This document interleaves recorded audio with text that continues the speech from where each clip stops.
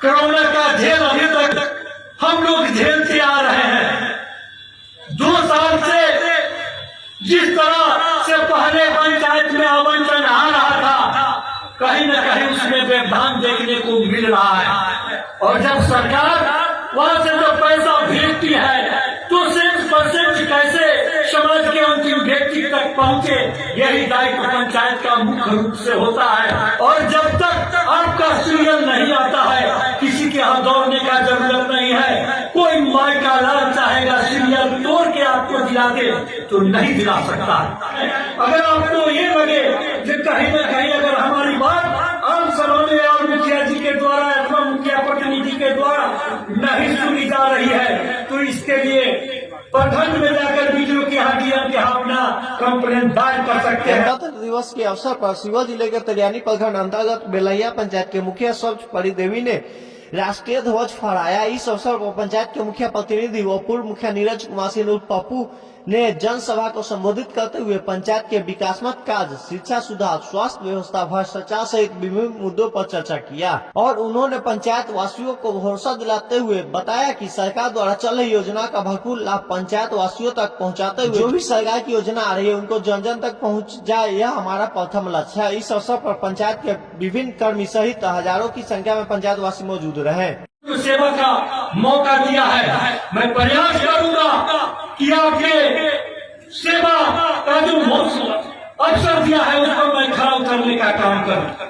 शिक्षा के क्षेत्र में सरकार के द्वारा जो नीति निर्धारित की गई है, निश्चित रूप से संतोषप्रद होते दिख रहा है। हम लोग हाई स्कूल के हेडमास्टर पर आरोप प्रत्यारोप लगाते हैं।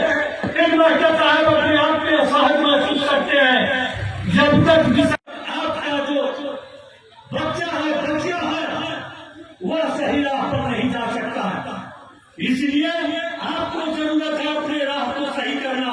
आप खुद अगर नशा सेवन करके अगर आप अपने घर में आकर मारपीट कीजिएगा, उठा पटक कीजिएगा, तो क्या आपका बच्चा सही काम करेगा? आप पी कर सो जाइएगा, बच्चा मोबाइल पर गलत चीज देखना शुरू कर देगा। और जब ये गलत संपर्क में जाएगा, गलत कदम उठाएगा और उसके बाद समाज में आकर कहिएगा कि द्रौपदी का चीरहरण हो गया और सर नीचे करके अपना समय काटने का कोशिश कीजिएगा, यह ठीक बात नहीं है। इसलिए आपको जरूरत है जो मैं अपना काम कैसे करूं, हमारा क्या कर्तव्य है, उस पर जब तक हम खड़ा नहीं उतरेंगे, सही मायने में देश के उन वीर सपूतों के प्रति हमारा श्रद्धांजलि नहीं कही जाएगी। करना चाहता हूँ, इस बार का जो पंचायत चुनाव हुआ है, कोरोना का झेल अभी तक हम लोग झेलते आ रहे हैं। 2 साल से जिस तरह से पहले पंचायत में आवंटन आ रहा था, कहीं न कहीं उसमें व्यवधान देखने को मिल रहा है। पंचायत एक ऐसा यूनिट है जिस सत्ता के विकेंद्रीकरण में समाज के अंतिम व्यक्ति तक सरकार का जो योजना है उसको पहुंचाने का एक माध्यम है। और जब सरकार वहां से जो पैसा भेजती है तो 100% कैसे समाज के अंतिम व्यक्ति तक पहुंचे, यही दायित्व पंचायत का मुख्य रूप से होता है। और इसी के लिए पंचायती राज का गठन किया गया है। कुछ दिनों से प्रधानमंत्री आवास योजना किसी न किसी कारण से उसका आवंटन नहीं आ रहा है। अब थोड़ा सा शुरुआत है। मैं फिर से आपको याद दिलाना चाहता हूँ कि आवास प्लस में जिन लोग का नाम है वह कंप्यूटर में सूचीबद्ध है और जो ही आवंटन आएगा उस सूची के हिसाब से उसका वितरण किया जाएगा। आप किसी भी व्यक्ति के पीछे जाने का जरूरत नहीं है। अगर आपके पास में साधन नहीं है, 10 रुपया में इस चौक पर अगर दीजिएगा तो आपका नाम बता देगा कि क्रमांक कितना में आपका नाम है। अगर आपके क्रमांक को छोड़कर अगर हमारी व्यवस्था आगे चलती है तो आप इसके लिए आवाज उठा सकते हैं।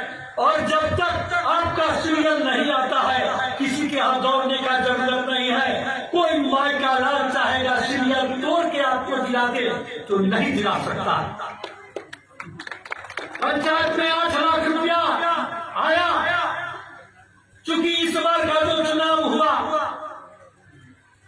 और हमारा जो पंचायत का बॉर्डर है बिशंबरपुर और खोरपट्टी और पंचायत का जो नामकरण जो राजधानी बेलैया है, मैं वहां पर 2 रोड लेने का काम किया हूं और दोनों रोड में काम पूर्ण है। एक 8 नंबर वार्ड में बहुत जल्दी उस काम को पूरा किया जाएगा।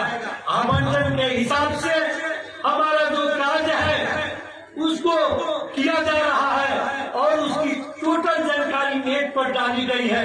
आपको अगर किसी तरह का अगर असंतोष है तो आप व्यक्तिगत तौर पर मुझसे पूछ सकते हैं, आम सभा में अपनी बात रख सकते हैं। अगर आपको ये लगे कि कहीं न कहीं अगर हमारी बात आम सभा में और मुखिया जी के द्वारा अथवा मुखिया प्रतिनिधि के द्वारा नहीं सुनी जा रही है तो इसके लिए प्रखंड में जाकर बीडीओ के यहाँ डीएम के यहाँ अपना कंप्लेंट दायर कर सकते हैं। लेकिन आपको विश्वास दिलाना चाहता हूँ कि पंचायत से दूर आपको कंप्लेंट दायर करने का मौका मैं नहीं दूंगा।